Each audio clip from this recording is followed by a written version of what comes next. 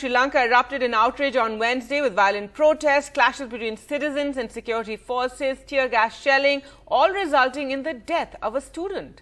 Very sad and tragic there, Gargi, but that curfew that was put into place has now been lifted. It was lifted at about 5 o'clock this morning, with Wickremesinghe, acting president, asked the military as well as the police to restore order, saying whatever it takes, whatever is necessary should be done in order to restore that peace in the country, fearing backlash from civilians. Gotabaya Rajapaksa has requested the Maldives government to arrange a private jet to fly him to Singapore. Government sources in Maldives have said that Rajapaksa had fled to Maldives, and this happened late Tuesday night, early Wednesday morning, without handing over his resignation. Now, the Lankan political leaders held an all-party meeting where they decided that the Parliament Speaker will take over as the acting president. The office of Ranil Wickremesinghe, who's been asked to step down, said the ruling party and opposition must form an all-party government. He also asked the Speaker to nominate a Prime Minister who is acceptable to both the government and the opposition. Let's go across to Shrija now for more. So, Shrija, what is expected on the political front today with Ranil Wickremesinghe asked to go, and also what's the situation like now on the street given the curfew has ended at 5 this morning?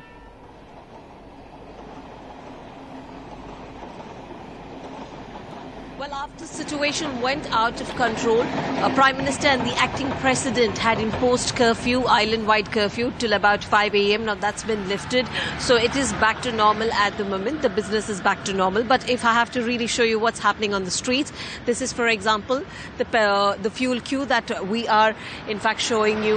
Now, this particular fuel queue has been there for over a week now, and due to the shortage of fuel, we see not really, people have been struggling to find fuel, whether it's petrol or diesel for that matter. The queue has extended for 5 to 6 days. Several people have been, in this particular queue day in, day out.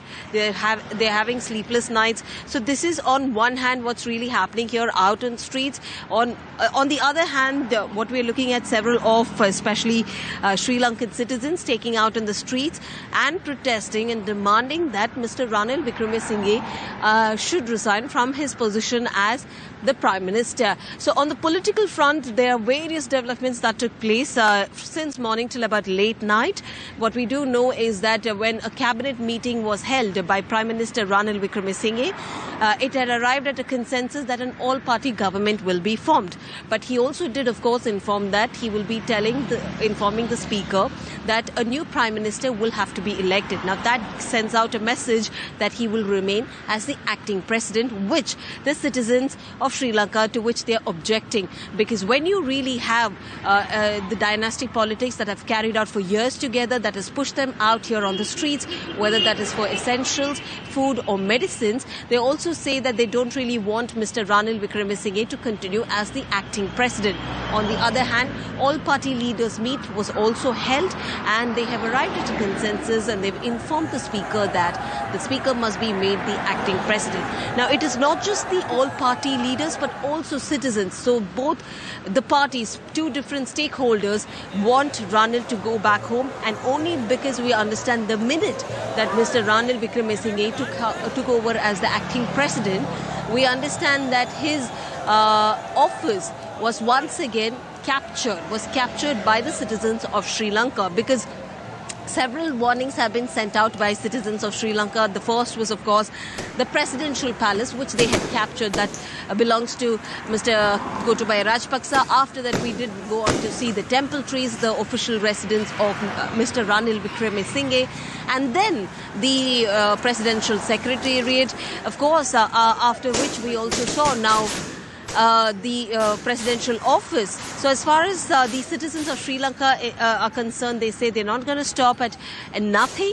In fact, they want to see Mr. Ranil Wickremesinghe resign and that a new regime be brought, because they also say if that's not really going to happen, the next step could also be laying siege to the parliament.